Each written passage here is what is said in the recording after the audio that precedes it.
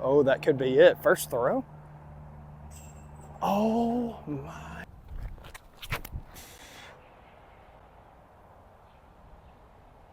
Oh my goodness. Come on, that's it. Let's go. All right, guys, we're going safari round now. Hole 2 to hole 3's basket. Mando right at this pole. However you get there, fence and beyond is out of bounds, at least on the field. So you just got to miss that tree by hole 2. I'm going to go onyx here.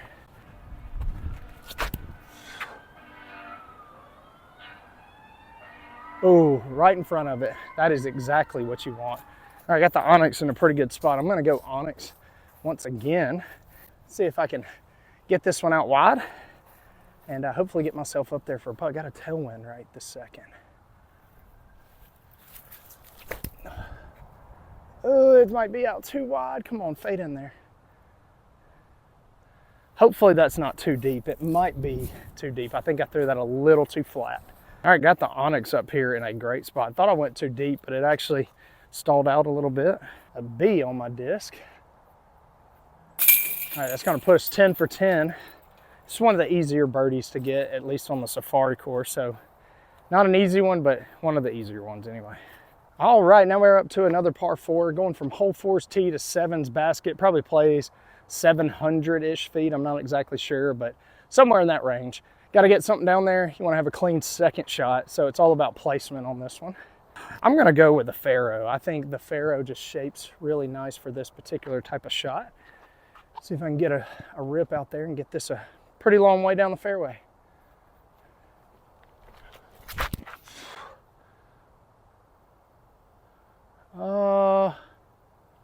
I just hope that isn't too early. If you did not know it already, Faros go really far. As you could tell, I was throwing that pretty low to the ground on pretty much a straight shot, and it got well over 400 feet. So got this pretty wide open shot. I'm gonna try to go spike hyzer with the onyx here, see if I can crash one in. Just like that. Come on. Oh, yes, sir. That is what I want right there. All right, once again, onyx is doing its job today. Very stable. Gets me right up here for about a, I don't know, 320-foot hyzer or so. Let's see, I don't know what hole this is. I guess this is 12. So we're going hole 8's tee pad to hole 4's basket. Probably the hardest to birdie on the safari layout. So no Mandos or anything. Dealer's choice as far as left or right of that pole.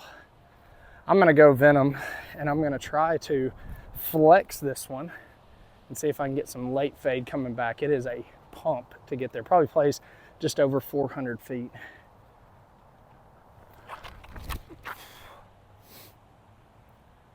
Oh, that is about as good as I could throw that.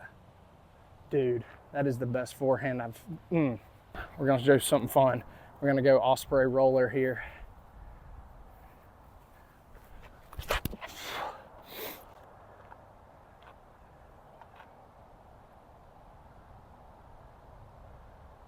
It's going over by 5's tee pad. Holy cow. All right, I'm not mad at this shot at all. This is not the best forehand I've ever had, but to have a putt on this one is all I really want. So thankfully, I probably hit one of these trees and scooted out, because I mean, that thing was fading pretty hard. But outside the circle here, probably about 45, 50 feet for the birdie. Oh, just a little bit low. What's funny is my Osprey is probably 30 feet deep of the basket right there. So roller is also a viable play for those of you that throw rollers. All right, well, that's gonna be my first par of the round. Wanted to make sure I actually made that first. First par of the round, no big deal. That hole is very tough. All right, guys, we're gonna change it up some. We're gonna go, I used to go hole 5's tee to 6's basket, but we're gonna go to hole 8's basket, and I totally forgot that I have a rangefinder. So let's see exactly how far this is. About 278 is what it's ranging in at. Guys, normally I would go with like a mid-range or even a putter, but because the wind is so strong, I'm gonna go tracker. Just step up in speed and make sure I have something that fades over there to the left.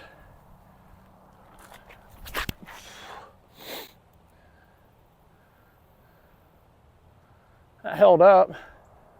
Faded out a little bit too much to the left.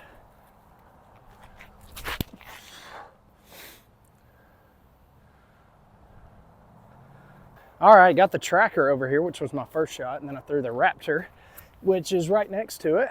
So, oh boy. All right, so we're gonna go tracker a little bit to the left of the basket, but looking at probably circle's edge, just inside of it probably. Let's go. Big putt there. That is a bird. All right, got a pretty good round going here so far, y'all. So hole 9's tee to 2's basket all the way around the softball field. Now, you have to get to a certain point. Really, the softball field is OB. There's no Mandos or anything like that. You can play to the outside. But if you come out here with your friends or something and you want to try something, feel free to make the poles Mandos. That makes it more fun. But no Mandos, but if you land in the softball field out of bounds, or if you go up on the trail once you get to the first base side, it's out of bounds as well. So really, par 5 is how I play it, just because it is pretty narrow, but play as a par 4 if you want as well. I'm gonna rip on the Faro here and just hope that it has enough stability to climb that hill, since we are throwing into kind of a stiff wind here.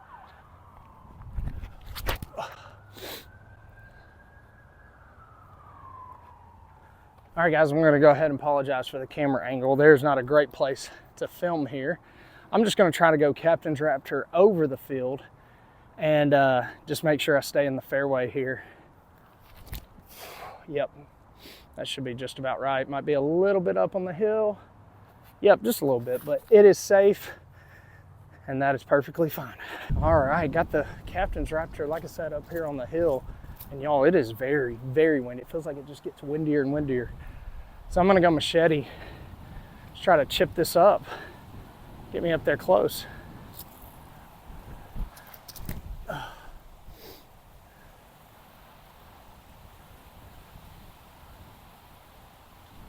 Oh yeah, that rolled right by the basket, thank goodness. That should be a tap-in birdie. All right, walking up, got the machete right here. Tap in birdie. All right, guys, probably the most fun hole out here. Par 4, 3's long tee to 4's basket. Not sure how far it plays, but probably, I don't know, 600 feet-ish. So just get something down there, hopefully get it clean. All right, since we got a little bit of a, what feels like a tailwind, I'm gonna go with the Qigong here. Yep, that is good. Yep, that works. All right, got a pretty good pump on this one. Not as far as I'd like, but not bad at all. So should have just a pitch up hyzer here. All right, we're just gonna go zone just on a nice little spike shot here. Nice little hyzer. Should be right beside it.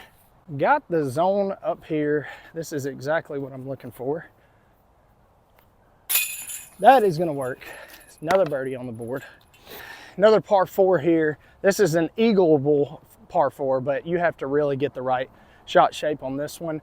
Going to 7's basket. So the road plays as a river out of bounds, so you can either lay up, pitch up, and take an easy 3, or you can try to go for it and go for the eagle. Again, dealer's choice on this. If you would like to play this as a par 3, go for it. I just call it a par 4 because most people are probably not getting there.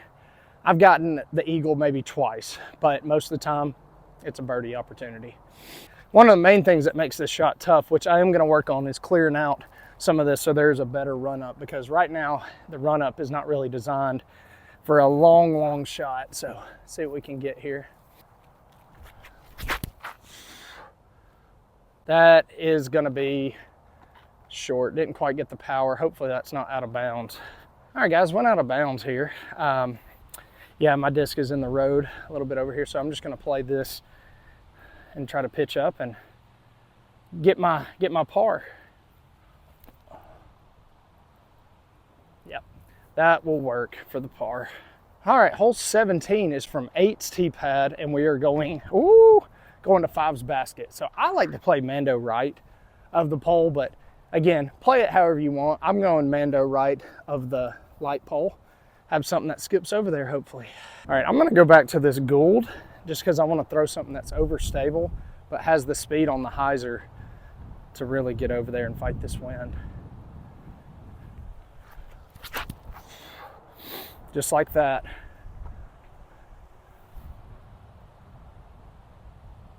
Looks pretty good to me. Hopefully that's up there. Got the Gould up here.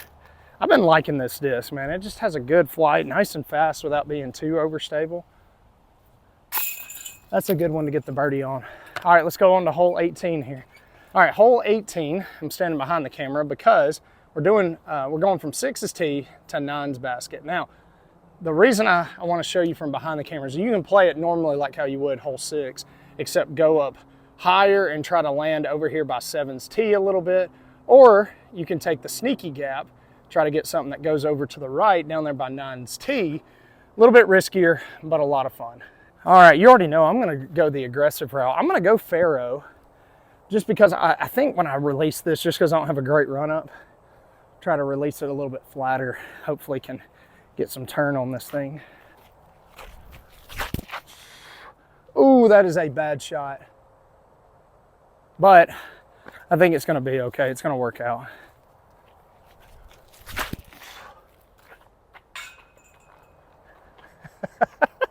I hit 5's basket. All right, so not the best of tee shot, but not horrible. I'm a little bit past 7's tee. So still got a good ways to the basket. Try to hyzer one in here. All right, it's kind of that weird distance. I'm gonna go with the Aztec.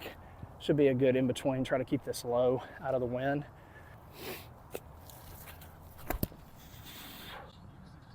Oh my goodness, that is the luckiest shot. All right, as you can tell, came up really short with the Aztec, which was my first one, so I'm still pretty far out here. See if we can give this a little half bid, maybe.